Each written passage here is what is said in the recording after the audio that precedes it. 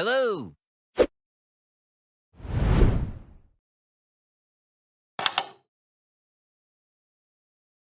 Salam sejahtera kepada semua.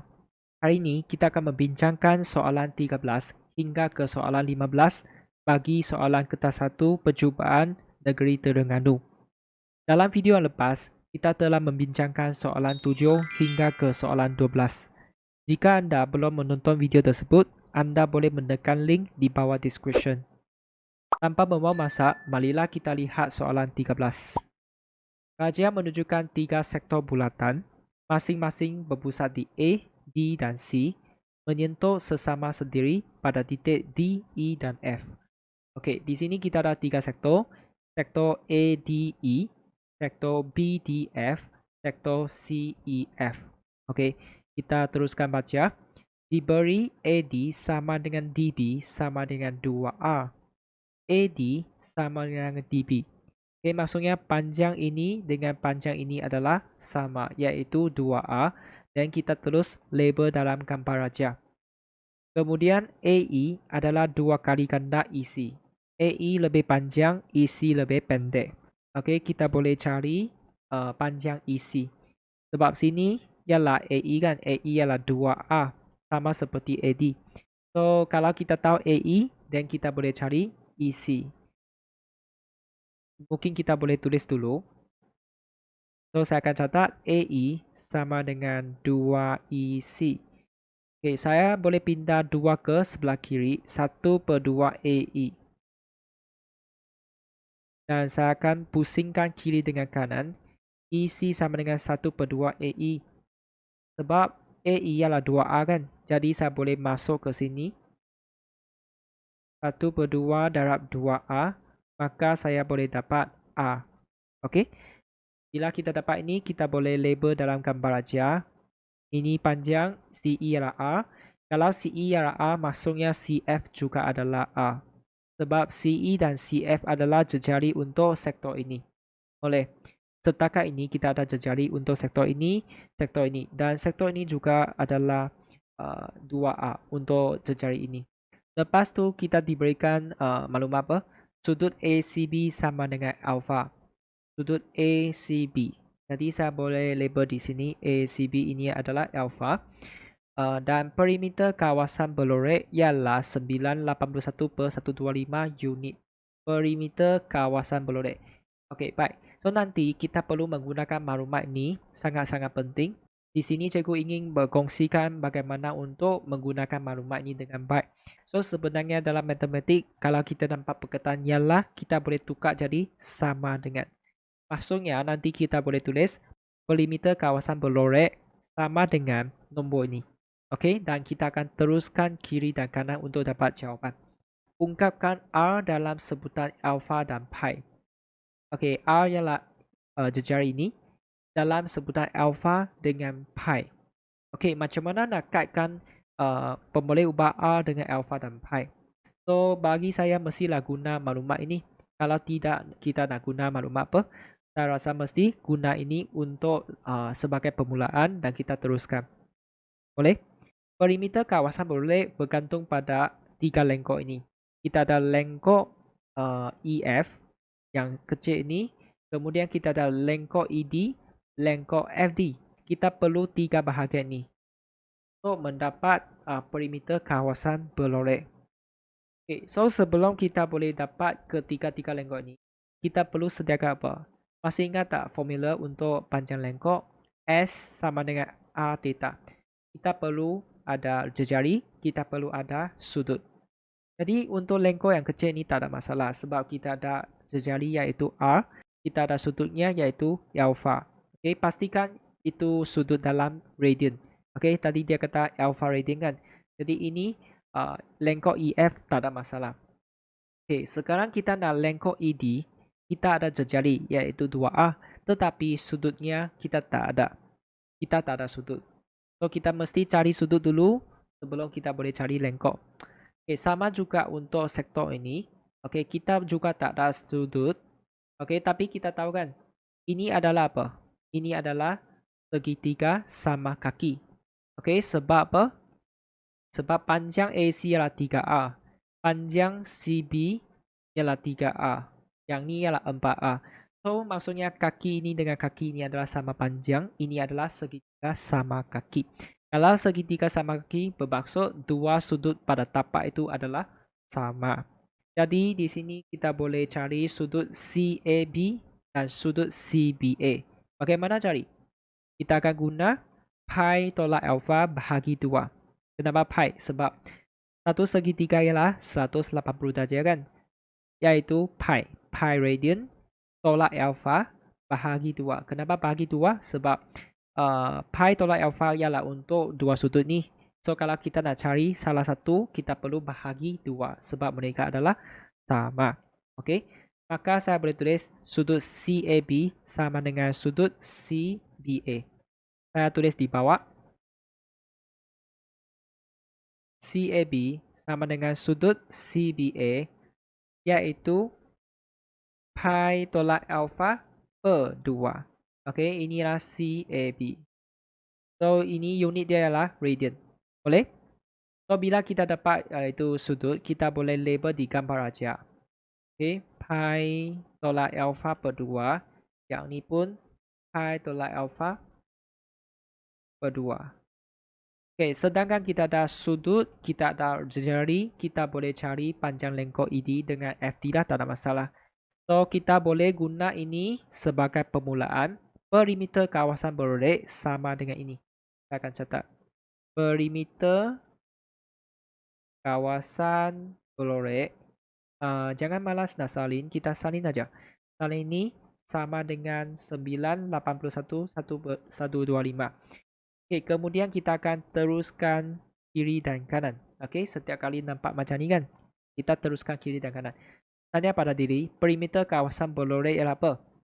3 lengkok ni kan, EF, ED dengan FD. Jadi saya boleh tulis lengkok EF tambah lengkok ED tambah lengkok FD. Sama dengan ini. So, ini saya cadangkan kita tukar jadi pecahan tak wajar. Okey, pecahan tak wajar. Jadi saya akan type semua ni. Lepas tu kalkulator dia akan automatic tukar. Saya akan dapat 1206 per 125. Okey, kemudian kita sambung. Lengkok EF ialah R darab alfa. Okey, jejari dalam sudut kan. R darab alfa. Yang lengkok ED ialah apa? 2R darab pi tolak alfa per 2. 2R darab pi tolak alfa per 2. Kemudian lengkok FD 2R darab ini juga. Kemudian kita boleh permudahkan. 2 dengan 2 ni boleh permudahkan. 2 dengan 2 ni boleh permudahkan. Jadi kita dapat R alpha. Ini R darab pi, pi R. R darab negatif alpha tolak R alpha. Yang ni ialah pi R tolak R alpha 1206,125. Okey, so R alpha tolak R alpha sifar. Pi R tambah pi R, kita dapat 2 pi R tolak R alpha. Okey, sebenarnya kita nak apa? Kita nak cari R dalam sebutan alpha dan pi kan. So, di sini kita boleh faktorkan R keluar. R kurungan 2 pi tolak alpha sama dengan 1206 per 125. Okey, kemudian kita boleh, sebab ini darab kan, kita boleh pindah ini ke sebelah kanan. Jadi 1206 per 125. Nombor ini kita akan letak di bawah seperti boleh. So, ini ialah jejari R dalam sebutan pi dengan alpha. Ini ialah soalan A. Okey, kalau tak ada masalah kita lihat soalan B. Hitung luas kawasan berorek jika R sama dengan 2. Okey, luas kawasan berorek. So, kalau luas kawasan berorek, kita fikirlah. Kita mesti cari luas segitiga keseluruhan ni. Kemudian kita akan tolak setiap luas sektor ini. Kita akan tolak luas sektor CEF, tolak luas sektor EAD, luas sektor FBD. Okey, lepas tolak tiga sektor ini, kita akan dapat luas kawasan berorek. Okey, di sini dia berikan maklumat jika R sama dengan 2. Tujuannya untuk apa? Tujuannya untuk bantu kita cari alfa. Okey, kalau bayangkan kalau kita ada R ini, kalau kita ada R ini, maka kita boleh cari alfa tu. Betul tak? Kita boleh cari. Okey, pi itu jangan risau. Pi lah satu nombor saja kan. Okey, so tujuan dia bagi R adalah untuk bantu kita cari alfa. Kita pergi cari alfa dulu. Okey, jika R sama dengan 2, saya akan catat maklumat yang diberikan. Dan saya akan teruskan macam ni, kiri dan kanan. Okey, R ialah apa? R ialah ini kan. Jadi saya akan copy ini di bawahnya. 125, 2 pi tolak alfa sama dengan 2. Okey, kemudian kita boleh pindah bahagian bawah ni ke sebelah kanan. 2 darab 125, 2 pi tolak alfa. So, 2 darab 125 berapa? 2 darab 125 ialah 250. Okey, lepas tu kita boleh pindahkan 250 ke sebelah kiri. Okey. Dan kita boleh pindah negatif alfa ke sebelah kiri. Dan ini pindah ke sebelah kanan. Okey, jadi alfa sama dengan 2 pi tolak ini. Maka kita boleh dapat nilai alfa. So, kat sini kita akan tekanlah 2 pi. Pi biasanya kita akan tekan 3.142. Ini. Lepas tu tolak 1206 per 250. Kita dapat 73 per 50 ataupun kita boleh tulis 1.46 radian. Radian ni tak tulis pun tak apa sebab sini dia dah bantu kita tulis radian kan. Okay, tak apa, kita tulis 1.46 cukup. Tapi pastikan kita tahu ini dalam radian lah, bukan dalam darjah. Okay, bila kita dapat sudut alfa ni, okay, mungkin kita boleh letak di dalam gambar aja. Ini ialah 1.46 radian. Okey. Masih ingat tak tadi kita cakap apa? Kalau kita nak cari luas kawasan berorek, perlu cari luas segitiga. Okey. So, kalau kita nak cari luas segitiga, pastikan kita ada dua sisi dengan satu sudut. Dua sisi ni dia kepit sudut alfa ni kan. Kita akan ambil sisi 3R dengan 3R ini. Okey. Sisi ini dengan sisi ini kepit sudut alfa ni. Okey, ambil ini dengan alfa. So, sekarang alfa sudah ada 1.46 radian. Okey, tapi untuk cari luas segitiga, pastikan tukar radian kepada darjah. So, saya akan tukar ini dulu jadi darjah. Sudut ini panggil apa? ACB. So, saya akan catat sudut ACB dulu. Sudut ACB sama dengan 1.46 radian kan? Okay, macam mana nak tukar radian jadi darjah? Darab 180 per 3.142. Darab 180 per pi. So, ini kita boleh tekan kalkulator. Darab 180 bahagi 3.142. Maka kita dapat 83.64 darjah. Ini adalah sudut ACB. Okey, bila kita dapat sudut dia dalam darjah, dan kita ada panjang sisi ni kan. Panjang sisi AC dengan BC adalah sama. So macam mana nak cari? Kita boleh catat AC sama dengan 3R kan. Tadi dia kata R ya 2. So kita ada 6 cm. AC 6 cm. Kalau AC 6, BC pun 6. Boleh. So kita boleh cari luas segitiga ACB yang keseluruhan ni. Okey, maka saya boleh tulis luas segitiga ACB sama dengan apa? 1 per 2 R square sin theta. Ini formula dia. 6 kuasa 2 sin. Pastikan nilai theta ini dalam darjah. 83.64. Dan kita boleh tekan calculator.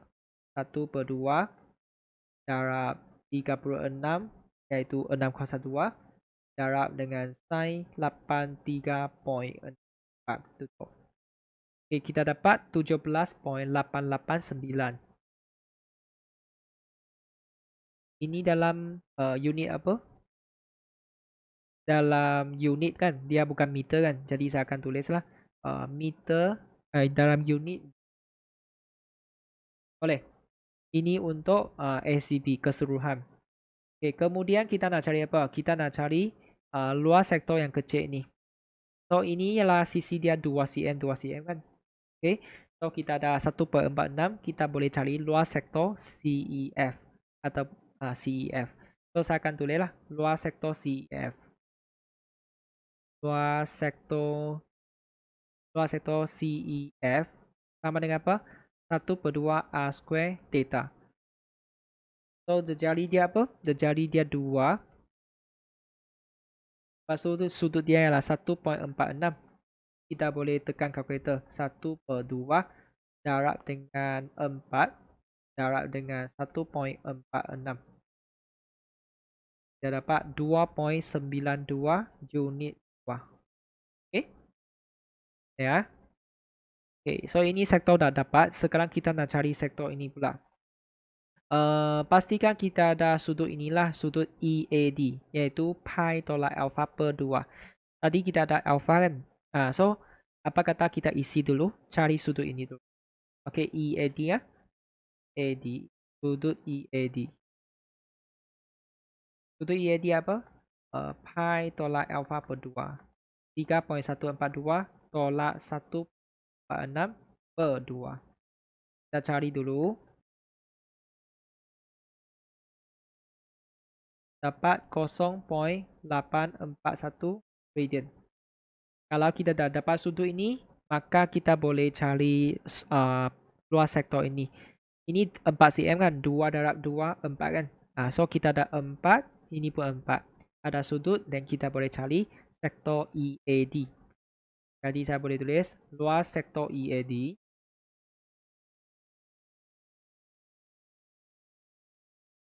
sama dengan 1/2 R kuasa 2 theta. 4 kuasa 2 darab 0.841 sudutnya. Okay.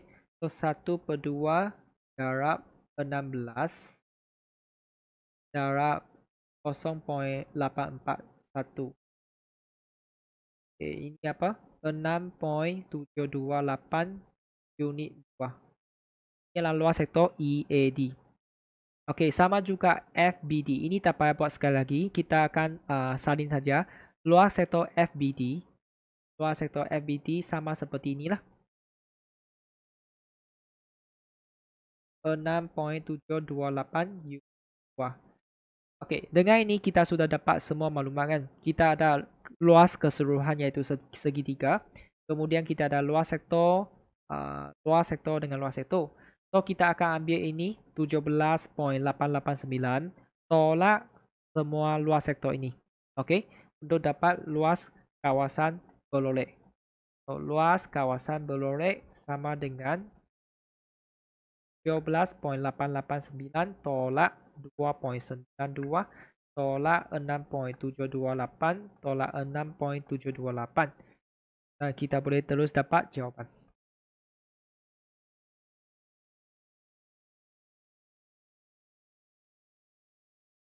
Okay, jadi jawapan dia 1.51 unit 2. Okay, saya tahu ini panjang sebab ini apa? 5 markah kan? Okay, untuk bahagian B 5 markah. Okay, so di sini kita di mana akan diberikan markah. Okay, kalau kita boleh dapat sudut ni pi tolak alpha per 2 untuk bahagian A. Kalau kita boleh dapat ini, dapat 1 markah. Okay, kalau kita boleh guna perimeter kawasan berlolek untuk sambungkan, teruskan jalan kerjanya. Kalau kita boleh dapat ini, boleh tulis dengan sempurna, dapat 1 markah. Kalau kita boleh dapat yang R dalam sebutan pi dengan alpha ni pun 1 markah.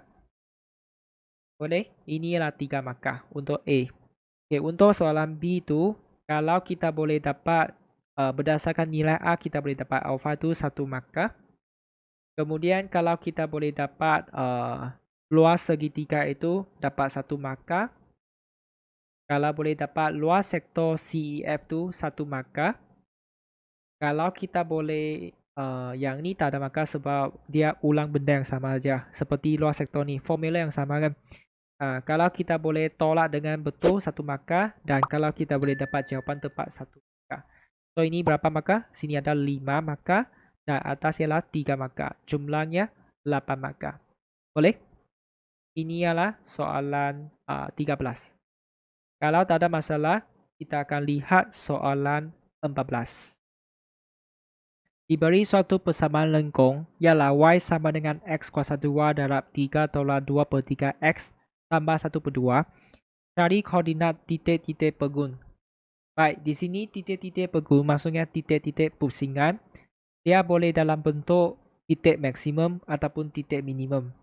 Dalam bahasa Inggeris, dia disebut sebagai stationary points ataupun turning points. Okay, so kita nak cari koordinat. Bila kita kata koordinat, bermaksud dia mesti ada koordinat X dengan koordinat Y. Jadi bagaimana nak cari koordinat ini?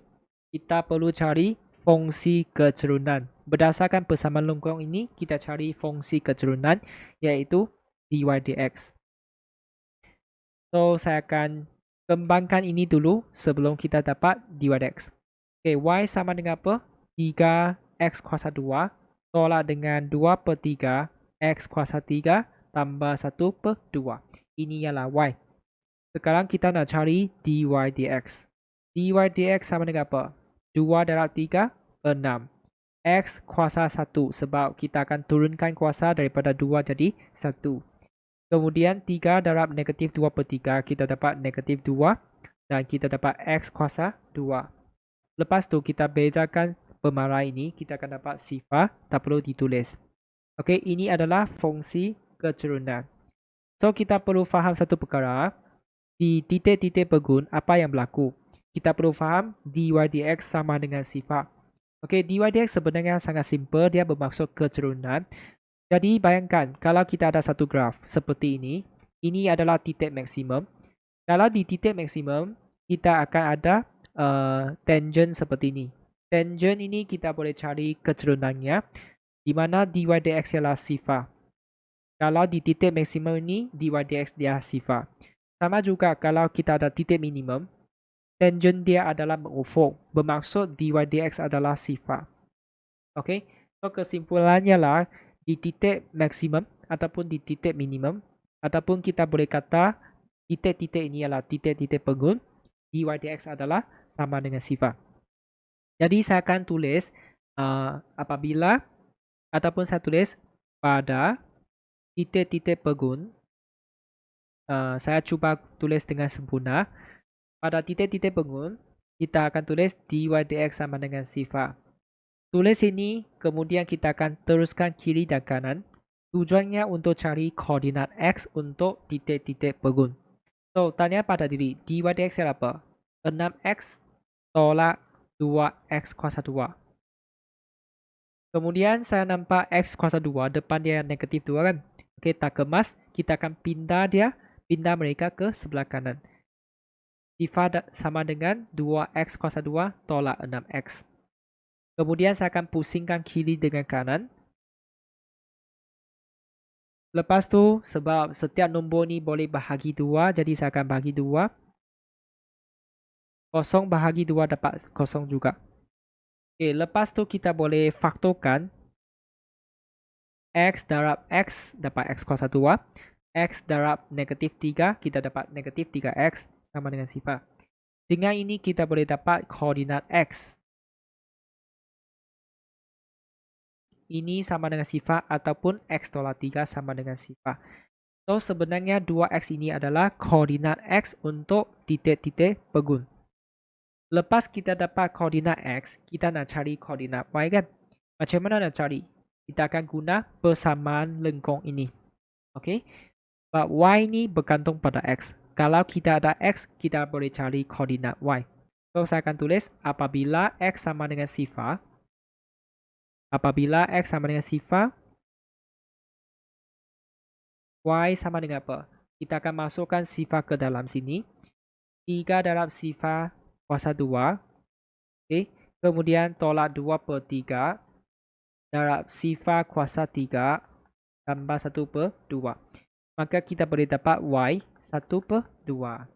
Okay. Ini adalah pasangan koordinat XY untuk titik pegun yang pertama. Kemudian kita boleh tulis apabila X3, ulang benda yang sama, gantikan 3 ni ke dalam X. Okey. 3 darab 3 kuasa 2, tolak 2/3 darab 3 kuasa 3 tambah 1/2. Kemudian kita boleh tekan kalkulator untuk bahagian ini.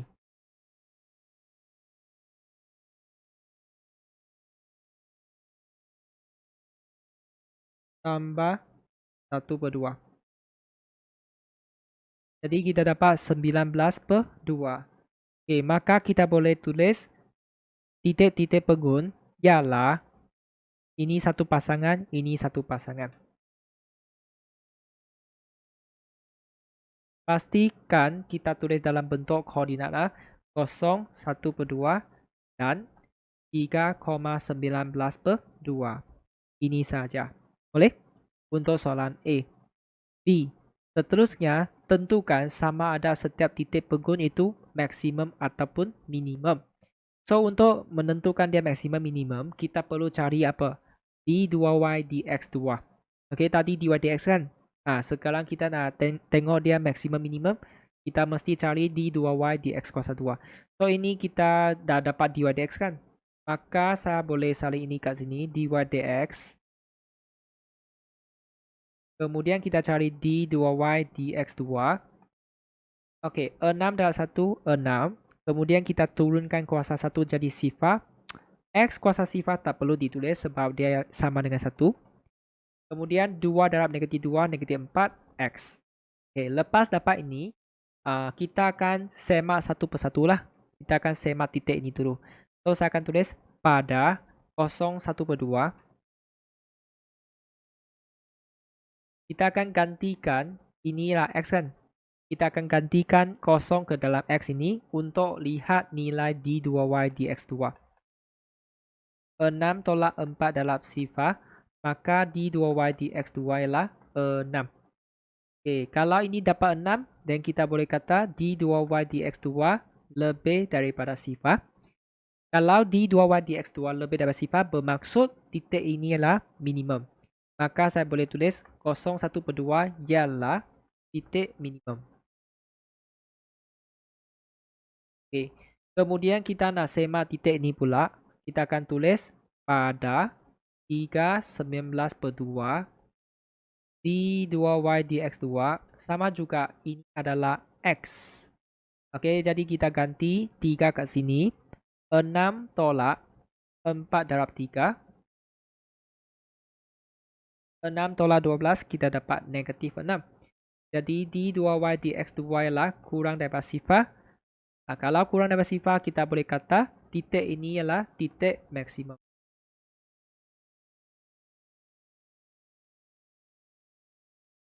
Ruang titik maksimum. Boleh. Rasanya tak ada masalah kan untuk ini. Okey, ini B. Sekarang kita nak lihat C pula. Jika X meningkat dari 2 ke 2.01, cari nilai hampir bagi Y. Okey. Nilai hampir bagi Y bermaksud kita nak cari, boleh kata Y baharu. Okay, kita nak cari Y baharu berapa. Okay, so kat sini kita perlu faham satu formula. Kalau kita punya X meningkat dari 2 ke 2.01, ini bermaksud kita ada maklumat delta X. Delta X maksudnya perubahan kecil pada X. Kalau X ada perubahan, bermaksud Y juga ada perubahan kan. So kat sini kita perlu faham nilai hampir bagi Y sebenarnya ialah Y, dia ada formula. Okay. Formula dia ialah Y asal tambah delta Y. Okay. Kita mesti sediakan Y asal dulu dan delta Y dulu. Kalau kita ada dua maklumat ni, kita boleh cari Y baharu. Okay. So macam mana nak cari Y asal tu? Okay, ingat kalau Y asal maksudnya kita kena guna X original. Dari 2 ke 2.01 bermaksud 2 ni adalah asal, yang ini adalah baharu kan. Kalau kita nak cari Y asal, mesti bergantung pada X asal ini. Okay.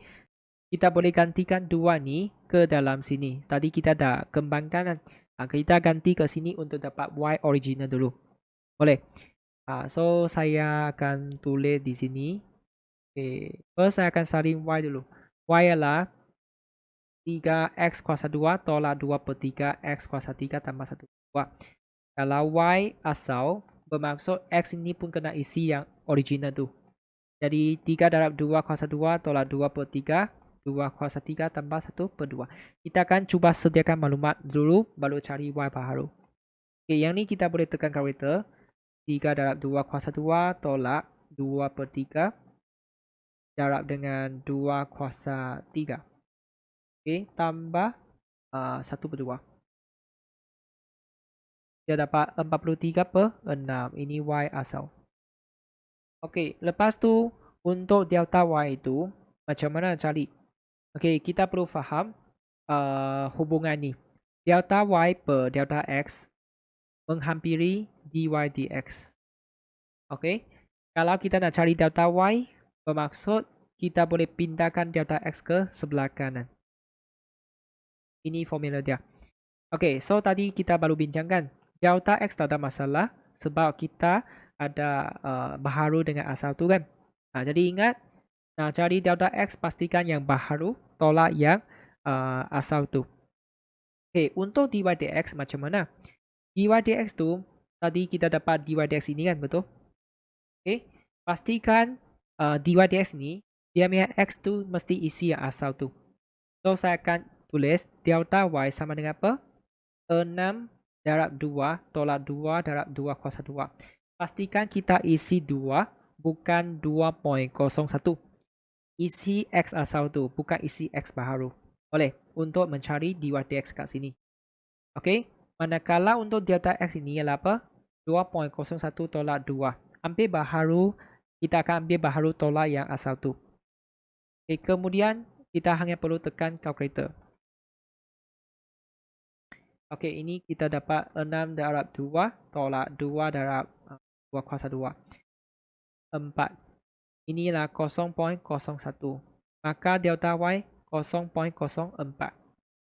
Kalau kita ada Y asal, kalau kita ada delta Y, maka kita sudah boleh tulis apa? Nilai hampir bagi Y, iaitu Y baharu. Kita akan tulis formula ni lah. Nilai hampir bagi Y. Nilai hampir bagi Y iaitu Y baharu sama dengan Y asal tambah delta Y. Tadi kita dah dapat dua maklumat ni kan. 43 per 6 dengan 0.04. Kita akan terus ganti kat sini. 43 per 6 tambah 0.04. Kita dapat 1081 per 150. Ataupun kita nak bagi 7.207 pun okey. Ataupun kita nak bagi ini pun okey. Tulis satu jawapan sajalah. Either ini ataupun kita boleh tulis 1081 per 150. Inilah nilai hampir bagi Y, iaitu Y baharu. Boleh? Maaf tulisan saya. Saya harap anda semua boleh faham. So ini adalah soalan 14. Jadi di manakah kita dapat markah? Kalau kita boleh dapat, kalau kita boleh tulis, boleh dapat dy dx. Kemudian kita boleh tulis 6x tolak 2x kuasa 2 sama dengan sifar. Ini satu markah. Kalau kita boleh faktorkan dengan baik, satu markah. Kalau kita boleh dapat titik-titik pengun itu, kita akan dapat satu markah. Dua ni dapat satu markah. Kemudian untuk B, ini 3 markah kan. Untuk B, dia 2 markah. So, 2 markah kat mana? Kalau kita boleh dapat ini, 1 markah. Kemudian, kalau kita boleh dapat ini pun 1 markah. Maksudnya semua ni lah minta maaf. Dari sini hingga titik minimum ni 1 markah. Dari sini hingga titik maksimum 2 markah. Kemudian untuk C itu, kalau kita boleh dapat, kalau dia nampak dy dx ini ada, dy dx kita guna x asal itu 1 markah. Kalau kita boleh dapat, delta y itu betul pun 1 markah. Kalau kita boleh dapat jawapan nilai hampir bagi Y tepat pun 1 markah. Either ini ataupun ini pun okey. 3 markah. So ini untuk soalan 14. Jumlahnya berapa? 8 markah. Boleh kan? Okay, kalau tak ada masalah, kita akan lihat soalan 15. Baik, untuk soalan 15, nilai sebuah rumah meningkat sebanyak 6% daripada nilai awalnya pada setiap tahun. Jika nilai rumah itu bermula dengan 120,000, selepas N tahun didapati nilainya RMP diberi oleh P sama dengan 120,000 darab dengan 1.06 kuasa N. Cari nilai rumah itu selepas 5 tahun. So, untuk soalan A1 ini rasanya sangat senang sebab di sini yang penting kita perlu faham apa yang dimasukkan P, apa yang dimasukkan N. P ialah nilainya, nilai rumah itu. N di sini bermaksud selepas berapa tahun. Okay, so kalau ikut soalan ni, selepas 5 tahun, nampak tak format dia sama. Bermaksud ini adalah N. N ialah 5. Kita nak cari P kalau N ialah 5. Sedangkan kita hanya perlu ganti 5 ke dalam N sahaja. Okay. Maka saya boleh tulis, saya akan salin persamaan itu dulu. 120,000 darab 1.06 kuasa N. So, saya akan tulis apabila N sama dengan 5, saya akan catat ini dulu dan kita gantikan ke dalam formula 120,000 darab 1.06 kuasa 5. Kemudian kita tekan kalkulator sahaja. Jadi kita dapat RM 160587.07. Tak susah kan A1. Okay, sekarang kita lihat A2. Cari bilangan tahun minimum untuk nilai rumah melebihi 530,000. Okay, sekarang dia bagi apa maklumat? Meningkat sebanyak 6% daripada nilai awalnya setiap tahun. Setiap tahun akan meningkat sebanyak 6%. So, kita perlu berapa tahun, paling minimum berapa tahun untuk melebihi 530,000. So, untuk soalan ini sangat senang. Kita hanya perlu ubah ayat ni jadi matematik. Jadi saya akan tulis nilai rumah lebih daripada 530,000. Lepas tu kita akan teruskan kiri dan kanan sahaja. Okey, bagaimana nak teruskan? Nilai rumah ialah ini kan. Jadi saya akan tulis di bawah. Okey. Kemudian kita boleh cari nilai N lah. Okey, macam mana nak cari? Kita boleh pindah nombor ini ke sebelah sana.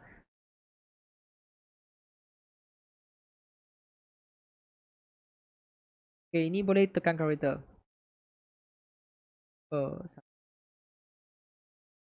Okey, saya akan tulis 53/12. Okey, untuk cari N, kita mesti kena letak log. Sini letak log, kiri letak log, kanan pun letak log. Okey. N kita boleh pindah ke depan. Okey, kalau kita ada simbol ketaksamaan, kita perlu berhati-hati. Jangan terus pindah ini. Jangan terus pindah ni ke sana. Jangan. Okey, sebab ada risiko untuk membuat kesalahan. Kita cari masing-masing dulu. Cari ini dulu. Jadi saya akan tekan log 1.06 dulu. Okay, kita dapat 0.02531. Kita bagi bagian nombor sikit lah. Sebab belum sampai jawapan akhir. Okay, ini kita dapat 53/12. 0.6451. Lepas tu kita boleh pindah ni ke sana. Jadi kita boleh dapat apa? N sama dengan 26 sebab minimum 26 tahun. Boleh kan? Okey, di manakah kita boleh dapat markah? Okey, so untuk A1 ini, kalau kita boleh dapat jawapan tepat, 1 markah. Kemudian untuk A2 ni, kalau kita boleh tulis baris ini, 1 markah. Lepas tu kalau kita boleh letak log di dua-dua belah ini, kita dapat 1 markah. Kalau kita boleh dapat bilangan tahun minimum iaitu 26, kita dapat 1 markah. Jadi di sini kita jumlahnya 4 markah untuk 15A. Boleh? Ini 15A. Kalau tak ada masalah, kita lihat 15B. Okey, 15B memudahkan ini. Okey, saya akan salin soalan dulu. Okey, sambil salin kita perlu perhatikan asas untuk logaritma ini. Okey, perhatikan asas di sini apa? Kita ada H, kita ada K. Okey, jadi untuk soalan ini kita akan cubalah ubah salah satu daripada mereka. Either kita tukar H jadi K ataupun kita tukar K jadi H. Jadi saya akan tukar K jadi H. Jadi macam mana nak tukar asas? Masih ingat tak formula dia? Okay, kalau kita ada log AB, okay, kalau kita nak tukarkan asas A jadi asas C, macam mana nak tukar? Kita akan tulis log C, B kita akan isi di atas, A kita akan isi di bawah. Kalau kita nak tukarkan asas A jadi C. Sama juga kalau saya nak tukar K ni jadi H, jadi saya perlu tulis 1 per kita salin. Kemudian ini kita akan tukar jadi H, log H. Okay. HK saya akan letak di atas, K saya akan letak di bawah. Boleh. Kemudian sebab ini nampak kompleks kan, saya perlu buat apa? 1 per, yang ni perlu diterbalikkan. Kalau ini diterbalikkan bermaksud log HK ke atas, yang ni kat bawah. Jadi saya akan dapat log HK per log HK. Boleh ikut kan? Lepas tu sebab penyebut sama, maka kita boleh gabungkan mereka jadi satu sebutan. 1 tambah log HK per log HK. Betul tak? Kemudian kita boleh buat apa? Okay, di sini log HK kan? Okay, di atas kita ada 2 sebutan. 1 tambah log HK.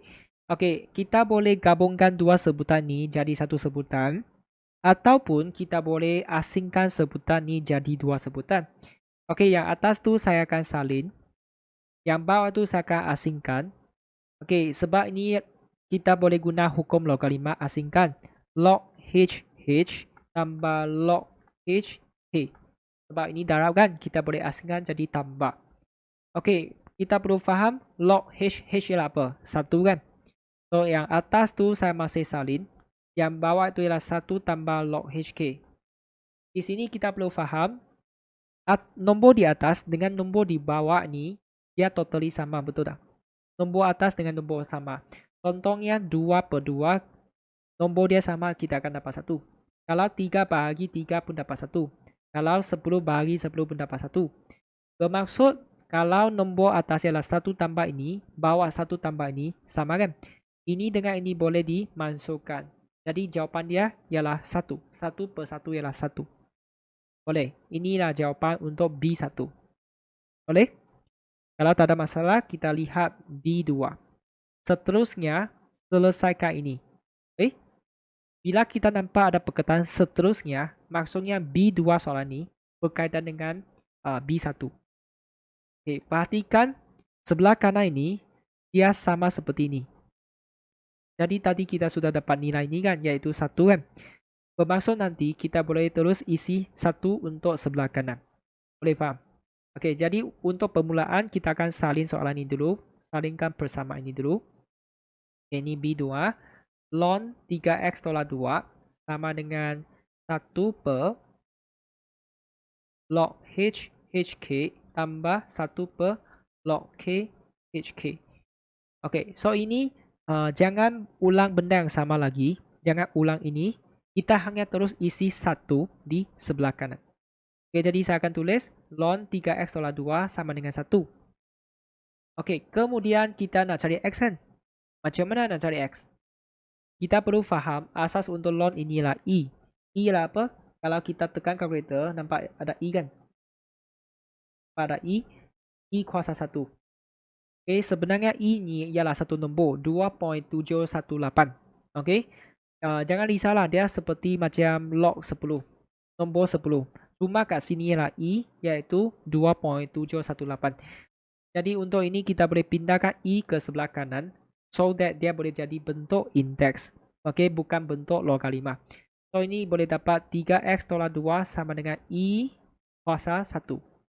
Kalau ini 2 dan E kuasa 2. Boleh. Lepas tu boleh cari X kan. 3X sama dengan E tambah 2.